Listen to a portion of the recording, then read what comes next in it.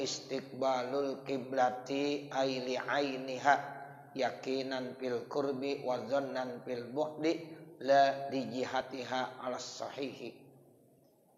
Dan yang keempat dari syarat-syarat sholat yang ada 8, yaitu menghadap ke kiblat. Artinya ainul kiblatnya, secara yakin kalau posisinya di dekat, dan zon yaitu kalau posisinya dia jauh. Jadi Bapak Saudara, kalau kita mau sholat, itu salah satu syarat sah sholat tadi ya harus dipenuhi, yaitu dia harus menghadap ke arah kiblat. Ya, jadi orang kalau sholat ya kemudian dia tidak menghadap ke arah kiblat, maka otomatis ya itu sholatnya tidak sah.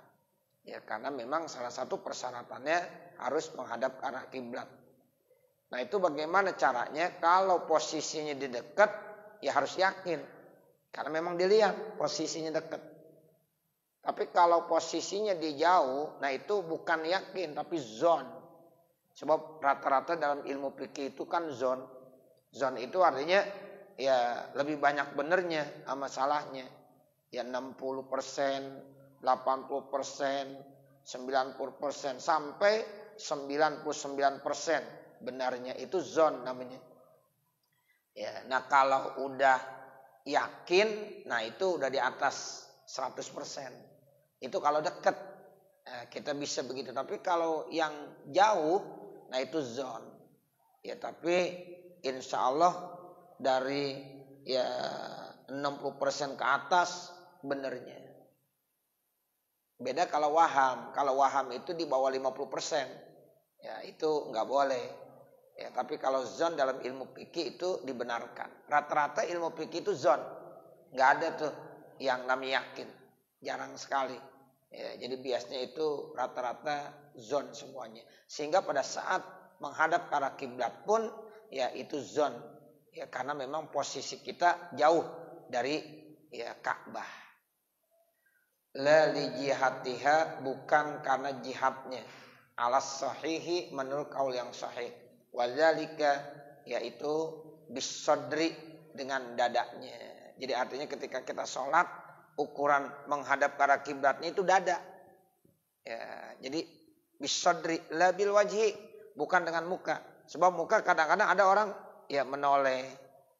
Itu dia menoleh kan kadang-kadang nggak mengarah ke kiblat, nggak batal. Cuma nanti menoleh tanpa ada ada alasan uzur syar'i, hukumnya makruh. Iltifat namanya. Jadi kalau di dalam sholat ada orang iltifat begitu, ya kan berarti mukanya nggak mengarah ke kiblat, tetap sah. Cuma makruh. Yang ukurannya dadanya, dada yang arah ke kiblat. Ini bisadri namanya, dengan dada. Kadang-kadang ada orang sholat Allahu Akbar. Nah begitu, ngelirik iltifat namanya. Kan mukanya arah ke sana. Otomatis kan dia nggak mengarahkan ke kiblat. Batal nggak tuh? Ya nggak batal. Ya, karena mukanya. Ketika kita salam, ya itu kan dada tetap mengarah ke kiblat. Cuma muka. Assalamualaikum warahmatullah. Nah ini nggak menghadap arah kiblat. Padahal posisi kita masih sholat. Nggak ngapa-ngapa. Tapi yang ini dada. Tuh, kalau pada saat berdiri tuh dada yang harus benar-benar menghadap ke arah kiblat. Sementara kalau muka, nah itu tidak menjadi ukuran. Begitu Bapak Saudara ya. Ya, jadi ini yang dikatakan zalika bisadri la bil wajhi, yaitu arah kiblatnya ukurannya dada. Ya, bukan muka. Fi hakil qaimi, pada hak orang yang lagi berdiri. Awil qaidi, atau sholatnya duduk. Kan ada orang sholat sambil berdiri, kagak mampu sambil berdiri sambil duduk. Nanti ada lagi, ya kalau dia nggak mampu duduk, ya sambil berbaring. Berbaring kagak bisa juga, celentang. Nah itu nanti arah kiblatnya ya harus dipenuhi semuanya. Nah ini sekarang kita lihat pada hakul qaim dulu. Hakul qaim awil qaid waqtal qiyam ya wal qu'ud ya pada saat lagi diri dan pada saat lagi duduk. Nah itu posisinya yang diarahkan menjadi persyaratan adalah dadanya. Begitu Pak, dadanya. Ya, sehingga kalau yang lain-lainnya enggak ke arah kiblat masih sah. Enggak usah dipermasalahkan. Cuma yang bagus memang arahin semua ke kiblat, yang bagus. Jangan gara-gara kaki begini aja pada ribut. Ya, nah kaki mah enggak jadi ukuran gitu. Yang ini ya begitu.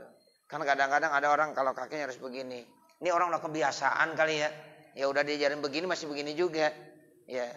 Ya enggak apa-apa. Ya begitu. Ini yang penting ini pada saat berdiri. Ya. Ntar ada ya. Ntar pada saat berbaring. Ini lagi diri dulu ya. Lagi diri sebentar. Ya jadi pada saat lagi berdiri kita nih Bapak Saudara posisi dada kita yang paling penting. Kadang-kadang orang ada mempermasalahkan. Ya ketika imamnya kakinya dikit begini udah kagak mau aja ngikut imam. Kagak sah tuh imamnya. Ya Allah sampai begitu ente baca kitab gitu. Nggak ada. Nah begitu emang yang bagusnya begitu. Yang bagusnya. Kita jangan terlalu saklek gitu. Jangan. Fikih itu luas. Ya. Jangan udah nuduh aja. Kagak salah sholatnya. Gue kagak mau sholat sama lu. Imamnya begitu benar. Nah begitu. Jangan begitu. Ya, jadi kita dengan belajar fikih lebih bijaksana. Cara berpikirnya. Seperti itu. Cuma kalau bicara bagus. Tuh. Begitu. Tapi ketika ya memang seandainya kita udah ajarin begitu. Tapi nih kakinya masih begini juga nih. Ya, begitu. Selama dadanya nggak apa-apa. Yang penting dadanya arahkan ke kiblat. Begitu Pak ya. Ya. Sebab kadang-kadang ada orang ya mungkin karena baru ya denger kali istilahnya sehingga kaku gitu. Kalau kita baca kitab banyak mah ya luas nanti. Nah seperti itu. Ya. Jadi ini yang perlu ya kita tuh ya jangan sampai hanya kita doang yang benar yang lain pada salah. Nah itu jangan. Kalau ada imam prasangkannya imam udah salah semua. Ya, cuma dia doang yang benar kan repot kalau begini. Ya, jangan nggak boleh. Ya, kita nggak boleh begitu. Nah ini, jadi dibilang wadzalika bisodri, ya dadanya, la bil wajhi, ya tidak dengan muka. Tupi hakil qaimi pada hak orang yang berdiri, awil qaidi atau orang yang duduk sama tuh. Salat lagi berdiri atau lagi duduk, ya itu yang menjadi persyaratan dadanya yang harus menghadap ke arah kiblat. Kalau dadanya tidak menghadap ke arah kiblat, tidak sah. Karena syaratnya harus istiqbalul kiblati. Itu. Waqtal qiyami wal qu'udi pada saat berdiri dan pada saat duduk. Nah, sekarang gimana saatnya lagi ruku dan sujud? Amma fir ruku'i, adapun kalau posisi kita pada saat lagi ruku wassujudi dan posisi kita pada saat lagi sujud pamu'zamul badani maka sebagian besar badannya. Jadi kalau pada posisi ruku dan sujud kalau bisa tuh mu'zamul badan seluruh badannya. Ya sampai nanti ketika sujud tuh ininya harus hadap ke kiblat nih. Jangan diangkat, ini arahkan ke kiblat sampai jari-jari kakinya. Itu saat sujud. Saat ruku ya juga mu'zamul badan. Mu'zamul badannya itu ya harus mengarah ke arah kiblat. Nah, sekarang amal muttaji'u, adapun orang yang berbaring. Nah, yang tadi pertanyaannya, gimana kalau orang lagi berbaring yang wajib diarahkan ke kiblat? Fa yajibu bil wajhi, maka wajib orang yang berbaring saat sholat ya itu mukanya. Ya, mukanya ya. Kan berbaring begitu tuh. Seperti orang mau meninggal dunia tuh kalau dikuburkan kan gitu dibaringkan di atas lambung kanannya. Itu namanya berbaring. Ya, jadi berbaring. Sholat sambil berbaring boleh. Tapi kalau sholat sambil tidur nggak boleh. Ya, ada yang bilang sholat sambil tidur. Jangan. Ya, sholat sambil tidur bagaimana? Ya, sholat sambil berbaring. Itu ada di atas lambung kanan yang bagus. Kecuali kalau lambung kanannya sakit boleh di lambung kiri. Nah itu yang menjadi kiblatnya yang mana? Muka tetap ditambahin lagi wa muqaddamil badan. Sebagian ya atau muqaddamil badan itu badan depannya. Nih namanya badan depan. Jadi arahkan begitu. Ya, jadi ya muka sama muqaddamul badan, bagian depan badannya. Nah itu. Jadi begini nih. Ini misalnya nih dia berbaring di kepala. Nah jadi begitu. Ini badannya arahin ke kiblat. Arahin ke kiblat. Ya, ini namanya orang sholat sambil berbaring muttaji'an. Ya, jadi yang wajib ngadep kiblatnya muka sama badan bagian depannya. Nah kalau wal mustalqi bagaimana? Kalau orang yang celentang, ya, kan ada tuh orang sholat celentang. Nah pakadzalika maka sama mukanya, kemudian bagian depan ya badan depannya ditambahin lagi ma'ah masohi bersama dua telapak kakinya. Jadi telapak kakinya diiniin. Sehingga kalau didiriin gitu dia nggak jatuh. Ya, jadi telapak kaki begini. Ini arah ke kiblat. Kepalanya kalau bisa pakai bantal. Gitu. Jadi kepala dibantain bantal sehingga agak naik. Jadi dia melihat ya arah ke kiblat, dadanya ya ke kiblat tuh, mu'zamul badan juga ke kiblat sama telapak kakinya tuh. Sehingga kalau didiriin tuh gitu lapak gitu. Nah, jadi ketika celentang ya begitu. Jangan begini, tapi ya itu kalau seandainya didiriin dia bisa tegak gini, begitu. Ini ya arah kiblatnya. Ya kalau ada orang sholatnya sambil mustalqiyan, yaitu celentang. Udah itu aja caranya.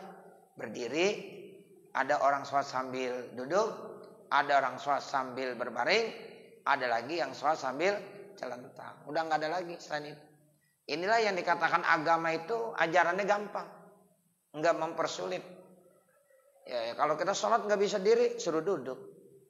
Nggak bisa duduk sambil berbaring, nggak bisa berbaring sambil celentang. Artinya apa? Yassiru wala tu'assiru. Berikan kemudahan, jangan persulit. Tuh agama nggak pernah menyusahkan orang, nggak ada. Tuh, jadi nggak menyusahkan, agama itu gampang. La yukallifullahu nafsan illa wus'aha. Allah tidak pernah membebankan kepada hambanya yang memang hambanya nggak mampu. Tuh, jadi kalau hambanya nggak mampu nggak dipaksakan bapak, saudara. Ya, kita sholat sambil diri, keliengan pala, jangan dipaksain. Sambil duduk nggak bisa juga. Sambil celentang atau sambil berbaring. Sambil berbaring nggak bisa juga sambil celentang. Ambil bantal.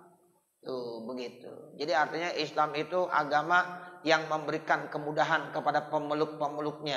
Enggak pernah menyusahkan. Yassiru wala tu'assiru. Ya berikan kemudahan. Ya, dan juga enggak ada yang susah dalam agama. Tuh. Jadi kita jangan nyusah-nyusahin makanya. Allah enggak pernah nyusahin kita, masa kita yang nganggap susah. Ya, saya kalau ya dia ngomong udah rasanya tuh agama kayaknya susah banget. Iya, disusah-susahin. Jangan. Jadi agama itu nggak boleh dinyusah-nyusahin. Memang agama itu gampang. Yassiru wala tu'assir. Nah seperti itu sehingga nanti pemeluknya merasa enak, nyaman. Nah seperti itu. Makanya nggak boleh jadikan beban. Ya perintah Allah jangan dijadikan beban. Sebab Allah bilang la yukallifullahu nafsan illa wus'aha. Sholat jangan dijadikan beban. Sholat itu kalau bisa jadikan kebutuhan. Ya, sholat itu jadikan apa? Kebutuhan, bukan jadi beban. Ya, kalau sholat aturannya begini. Kalau dikit-dikit gesah, dikit-dikit gesah. Ya, kasihan. Itu beban banget. Nah, seperti itu. Jadi ayo kita supaya orang-orang yang tadinya ya belum ya mau sholat jadi mau ya sholatnya. Nah, karena Allah kasih kemudahan-kemudahan. Itu buktinya ente sholat nggak bisa diri, udah duduk aja. Ente sholat nggak bisa duduk, ya udah sambil berbaring saja. Ente sholat nggak bisa sambil berbaring, ya udah sambil celentang. Sampai begitu. Ya, kan artinya gampang.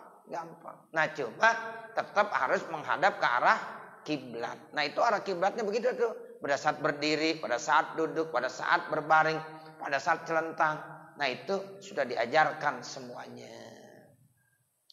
Sehingga di sini ketika lagi celentang dibilang wayajibu rafu ra'si qalilan. Dan wajib diangkat kepalanya sedikit. Tuh, jadi kepalanya diangkat sedikit tuh. Ya, pakai bantal lah. Kalau kita celentang yang bagus pakai bantal. Sebab itu kepala diangkat sedikit biar diarahkan ke kiblat. In amkana, jika bisa. Tuh, jika mungkin. Ya, itu begitu. Wahadza indal kalbi. Dan ini menurut Imam Al-Kalbi.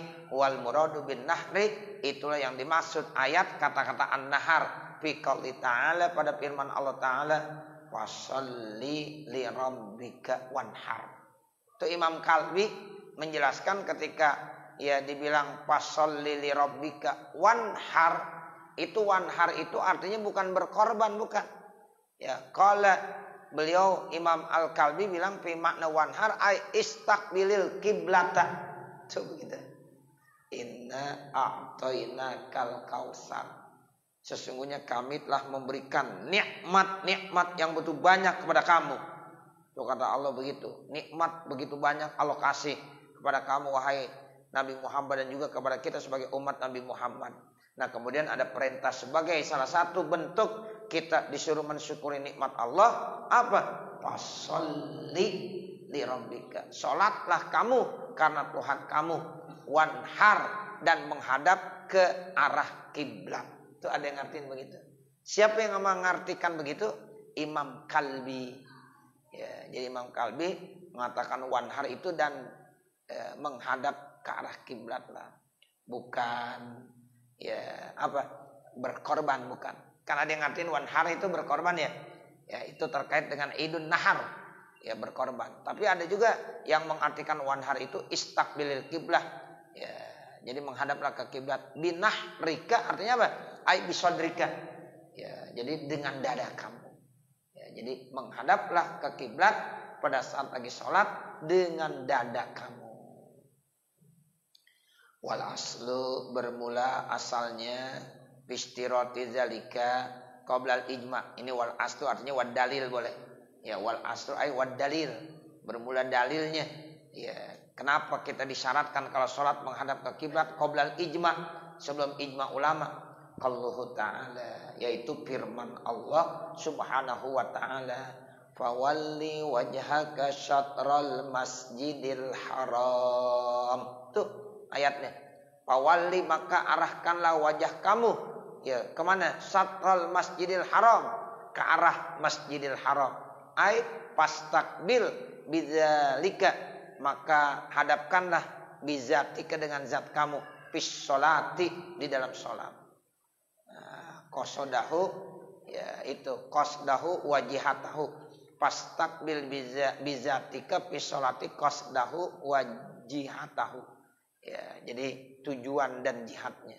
Ini nih ayat yang menerangkan bahwa kita kalau sholat harus menghadap ke arah kiblat. Sebelum ijma ulama, itu dalilnya adalah firman Allah, fawalli wajhaka syatral masjidil haram. Yang dimaksud dengan syatral masjidil haram itu tidak lain adalah Ka'bah. Qala Syarqawi, berkata Imam Asy-Syarqawi, wal muradu bil jihadi, dan bermula yang dimaksud dengan jihad indal lughawiyyin menurut ahli bahasa al jihad al ain. Ya, wa itlaquha, dan disebutkan secara umum ala ghairil aini, atas juga bukan ain. Majazun, itu majaz. Kalau seandainya dikategorikan ya itu bukan ain, itu maknanya majaz. Kalau makna hakiki jihad itu artinya apa? Menurut lughawiyyin ain. Kama qalahu Az-Zayadi, sebagaimana ini dikemukakan oleh Imam Az-Zayadi. Wal muradu bil masjidil harami, bermula yang dimaksud dengan masjidil haram al-Ka'batu, yaitu Ka'bah. Jadi maksud masjidil haram pawali ya wajhaka satral masjidil haram, itu masjidil haram maksudnya apa? Al-Ka'bah, kiblat. Karena memang Ka'bah adanya di mana? Di dalam masjidil haram. Bi khilafihi bi ghairi hadzal maudi'i, berbeda pada selain tempat ini, minal qur'ani, daripada Al-Qur'an. Fa innahu, ya maka sesungguhnya mata ataqo, apabila ada seseorang mengucapkannya secara umum fihi dalam masalah ini, fal muradu bihi, maka yang dimaksud yaitu jami'ul haram, semua ya yang ada di Masjidil Haram. Tapi kalau yang dimaksud dengan pawali satral Masjidil Haram itu bukan Masjidil Haram, bukan. Tapi yang dimaksud itu adalah apa? Ya Ka'bah. Intaha, selesai apa yang dikemukakan oleh Imam Asy-Syarqawi. Qala fil misbahi, berkata sahibul misbah di dalam kitab Al-Misbah. Qauluhu ta'ala, bermula firman Allah Ta'ala, fasamma wajhullah ay jihatuhu, maka di sanalah itu ya arahnya Allah. Kalau kita bingung mau nentuin arah kiblat, ke barat, apa ke timur, apa ke utara, ke selatan, dibingung nggak tahu arah, ya kompas kagak punya, udah silahkan aja sholat fasama wajhullah, di mana saja itu adalah jihad, arah ya untuk kamu sholat di hadapan Allah Subhanahu wa Ta'ala. Itu kalau dalam posisi-posisi kita berada di satu kawasan yang memang kita nggak tahu arah mana arah kiblat. Sampai-sampai kalau ada orang berdua beda punya keyakinan, kata si A arah kiblat sana, kata si B arah kiblat sana, dia nggak boleh sholat jamaah, dia sholat aja sendiri-sendiri. Itu karena beda keyakinan, yang satu madhab sana, yang satu madhab sana. Yang benar yang mana? Dua-duanya benar. Itu jangan bilang gue yang benar, nggak boleh. Dia juga benar, dia punya keyakinan. Nah begitu. Jadi yang madhab arah sana benar, yang madhab arah ke sini benar. Cuma dia berdua nggak boleh sholat berjamaah. Emang kenapa? Beda keyakinan. Nah begitu. Kalau ada orang berempat, yang satu arah sana kiblat bilang, satu sana, yang satu sana, yang satu sana, semuanya begitu. Itu bagaimana? Empat-empatnya benar. Ya orang empat boleh sholat, ya benar. Ya, begitu. Jadi yang madhab sana benar, madhab sana benar. Madhab sana benar, madhab sana benar. Kenapa? Karena ya keyakinan yang begitu. Fasamma wajhullah, ya di mana saja itu wajhullah, arah kamu untuk sholat. Nah seperti itu. Bahkan ada dalam satu ibarat redaksi kitab tuh Bapak Saudara, sholat 4 rakaat. Rakaat pertama dia yakin ke sana, pas rakaat kedua berubah, ya yakinnya ke sana, di madhab ke sana. Rakaat ketiga berubah lagi madhab sana, di madhab sana. Ya, rakaat keempat yakinnya ke sana. 4 rakaat madhabnya beda-beda. Ya, masih boleh. Nah, begitu. Jadi ijtihad yang pertama enggak dibatalkan dengan ijtihad yang kedua. Ijtihad yang kedua enggak dibatalkan dengan ijtihad yang ketiga. Ijtihad ketiga tidak dibatalkan dengan ijtihad yang keempat. Jadi benar semuanya. Itu kalau dalam posisi enggak tahu arah. Ya kalau di sini kagak boleh. Iya, di sini arahnya udah tahu, kiblat mana, udah pasti sana. Iya, saya mau ke sana aja, saya yakin di sana. Bukan yakin ente on itu. Ya, orang memang kiblat ke sana, yakinnya ke sana. Dari mana taunya yakin? Nah, begitu. Iya. Jadi ini udah nggak bisa lagi. Ini kalau dalam posisi dia nggak tahu arah. Ada berempat. Ya, masing-masing menentukan arah sendiri-sendiri. Biarkan semuanya benar. Nah, cuma dia nggak boleh berjamaah dah. Ya, kalau berjamaah repot ya, nggak boleh berjamaah. Nah, ini artinya ya arah di mana saja itu boleh kamu ya melaksanakan sholat. Fasamma wajhallah. Ya, disitulah arahnya Allah Subhanahu wa Ta'ala. Jadi kiblat. Nah, itu bolehlah kita ya sholat. Itu sampai seperti itu. Ya, ini. Makanya tuh ketika kita sholat juga di mana aja bumi Allah itu boleh kita sholat. Ya, jadi kalau kita sholat ternyata nggak ketemu masjid. Jangan bilang, Ustaz, saya ya nggak sholat, emang apa? Nggak ketemu sama masjid. Ya, nggak ada alasan. Walaupun kita sholat bukan di masjid, boleh nggak kira-kira? Boleh. Ya, di bumi Allah, selama itu bumi Allah, tanahnya, tempatnya suci, boleh kita sujud untuk sholat. Begitu, Bapak Saudara. Sampai-sampai ya kalau seandainya udah nggak ada tempat lagi, ya misalnya ada gereja, ya udah nggak ada tempat lagi, sholat di gereja juga masih boleh. Ya itu begitu. Ya udah nggak ada tempat, ya udah nggak ada tempat, udah sholat dah dia di gereja. Nah seperti itu. Tapi kalau masih ada tempat yang lain, ngapain ke situ? Ya ini bicara masalah ilmu fikih sampai begitu. Ya, jangan bilang haram, jangan bilang begitu aja. Ya, jadi lihat situasi dan kondisi. Itu namanya al-hukmu yaduru ma'a illatihi. Nah, seperti itu. Ya. Jadi ya menurut ahli lughawiyyin seperti itu Bapak Saudara. Ya, kama qalahu Az-Zayadi, sebagaimana berkata ya Imam Az-Zayadi, wal muradu bil masjidi al-haram al-Ka'bah, yang dimaksud dengan bil Masjidil Haram itu adalah Ka'bah. Ya, jadi al-Masjidil Haram yaitu Ka'bah yang dimaksud. Bi khilafihi fi ghairi hadzal maudi minal Qur'ani fa innahu mata atlaqa fihi fal muradi jami'ul haram. Ya, berbeda selain di tempat ini dari ya isi Al-Qur'an. Nah, kalau seandainya disebutkan kata-kata ya itu Masjidil Haram, yaitu jami'ul haram, semua yang dia ada di Masjidil Haram, bukan hanya Ka'bah saja. Intaha, selesailah apa yang dikemukakan Imam Asy-Syarqawi seperti itu. Qala bil misbahi qallahu ta'ala pasama wajhullahi ajihatuhu allati amarakum biha, yang Allah telah perintahkan kepadanya. Wa an ibni Umar, dan ada satu hadis riwayat Imam Ibnu Umar, annaha nazalat fi sholati, sesungguhnya ya telah turun ya itu ayat Al-Quran fi sholati, di dalam sholat, ala rahilati, atas kendaraan, wa an Atha, dan juga dari Atha, nazalat turunnya ayat fi istibahil kiblati, di dalam penyerupan kiblat. Intaha, selesailah apa yang dikemukakan oleh Sahibul Misbah di dalam kitab Al-Misbah. Wa yajuzu tarkustiqbalil kiblati, dan boleh meninggalkan tidak mengarah ke kiblat fi halataini, pada dua kondisi. Al awwalu, yang pertama, fi syiddatil khaufi, pada waktu sangat takut. Namanya sholat syiddatul khauf, boleh enggak menghadap ke arah kiblat. Ya, jadi saat-saat orang dalam posisi syiddatul khauf, maka dia boleh sholatnya tidak menghadap ke arah kiblat. Ini contohnya begini, faizal tahamal kitalu, apabila berkecamuk peperangan, walam yatamakkanu min tarkihi, sementara mereka tidak mungkin daripada meninggalkannya itu peperangan, bihali, dengan kondisi likillatihim, karena sedikitnya mereka, wa kasratil aduwi, sementara musuh begitu banyak.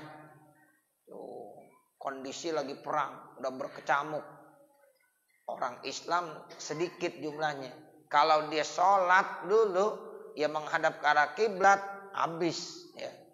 Udah saat itu dia boleh dah sholat sambil berperang, lari sambil berperang, sambil sholat, enggak menghadap ke arah kiblat, boleh, nggak apa-apa. Ya, itu sambil berperang, sambil sholat, Allahu Akbar, sambil lari-lari, ya itu masih dibolehkan. Karena itu namanya sholatnya syiddatul khauf. Ya, jadi kalau syiddatul khauf itu dibolehkan Bapak Saudara.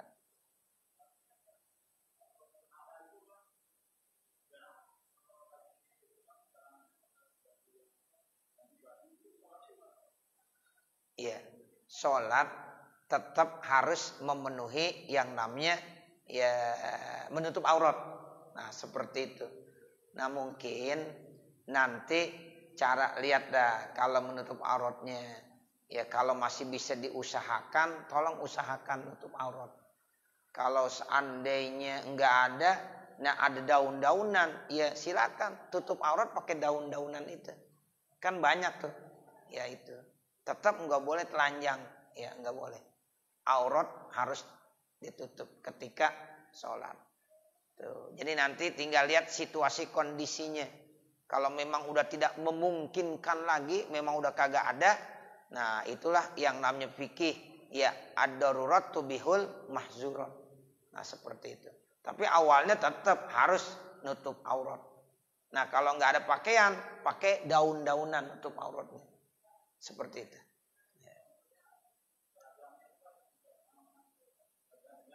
Oh begitu.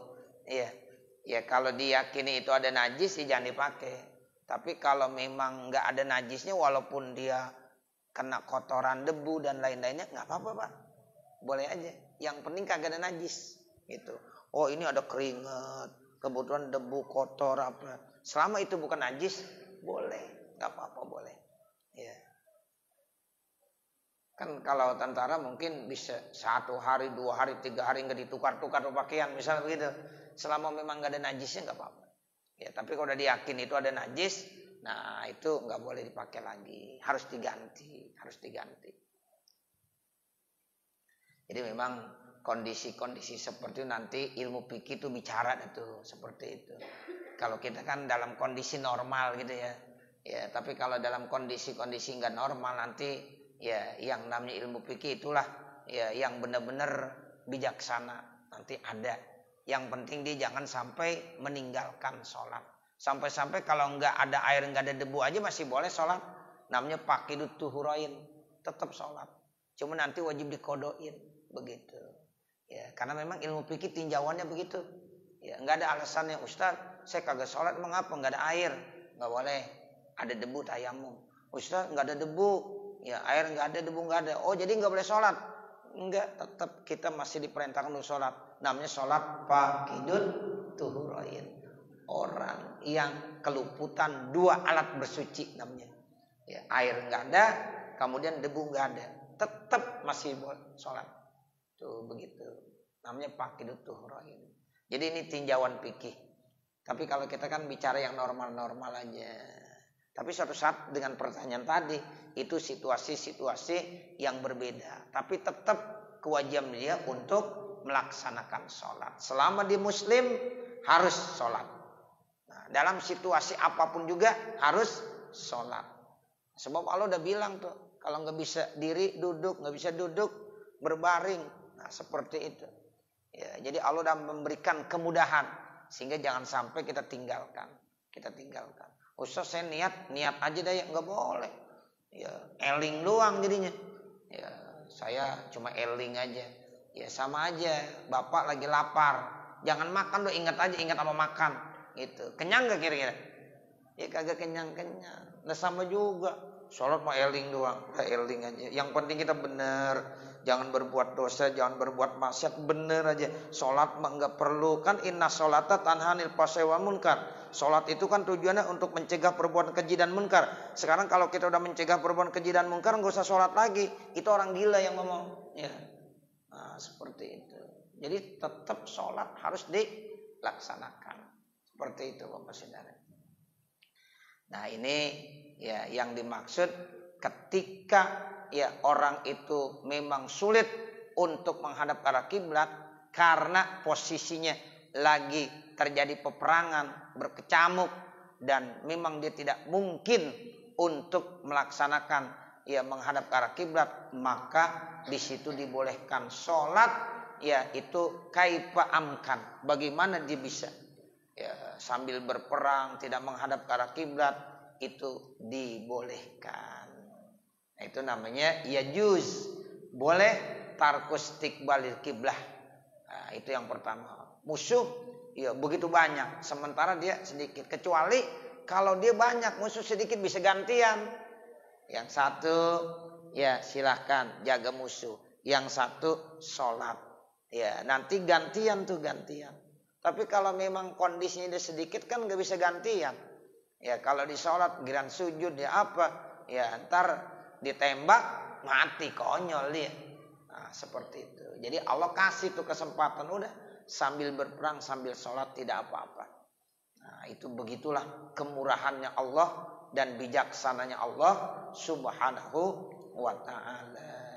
Seperti itu.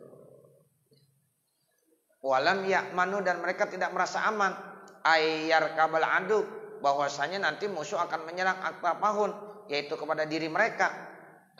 Wallau, kalau seandainya mereka berparing, wataparraku, dan mereka bercerai-berai, sallau bihasabil imkan, maka mereka boleh sholat sesuai dengan kondisinya.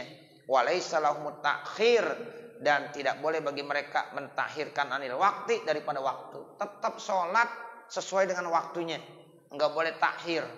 Ya, sholat zuhur ya waktunya zuhur, sholat asar waktunya asar, sholat maghrib di waktu maghrib. Gitu. Walaupun dalam kondisi berperang enggak boleh takhir, tetap harus dilaksanakan sesuai dengan waktunya. Karena kata Allah, aqimis sholata, ya apa? Innas sholata alal mu'minina kitabam mauquta. Tuh, innas sholata alal mu'minina kitabam mauquta. Sehingga sholat itu diwajibkan atas orang-orang beriman sesuai dengan waktunya masing-masing. Jadi sesuai dengan waktunya. Kalau takhir nggak boleh, walaupun posisinya lagi perang, nggak apa-apa dah, sambil sholat sambil perang. Tuh, kita nggak boleh menggampangkan. Oh udah dah, ntar aja dah, ya ditakhirkan aja, nggak boleh. Ya, sesuai dengan waktunya. Ya, begitu. Misalnya sholat zuhur dari jam 12 sampai jam berapa? Sampai jam 3. Nah, itu namanya waktu sholat. Kalau takhir sampai asar ya nggak boleh. Nah, begitu. Al waktu muassa. Misalnya nih di awal waktu belum bisa, ntar jam 1. Jam 1 belum bisa, masih boleh jam 2. Sebab al waktu muassa. Walaupun dalam posisi normal itu sholat di awal waktu yang paling bagus. Ya, seperti itu. Ya. Tapi ketika dalam situasi kondisi yang lain, kita belajar usul fikih al waktu muassa. Jadi waktu itu diperpanjang luas. Yang penting ada azam, ya ada azamnya. Nah seperti, tapi takhir nggak boleh. Kalau takhir itu artinya udah sampai lewat waktu, dosa, haram hukumnya. Walaupun alasannya lagi berperang. Itu kalau lagi berperang aja nggak boleh, apalagi kita dalam situasi ya normal. Ya nggak sholat dulu lagi repot banget, nggak boleh. Ya, nah ini harus dilaksanakan. Nah nanti baru al-halatus tsaniyatu fin nafilati. Mudah-mudahan apa yang kita baca ada manfaatnya. Amin ya rabbal alamin.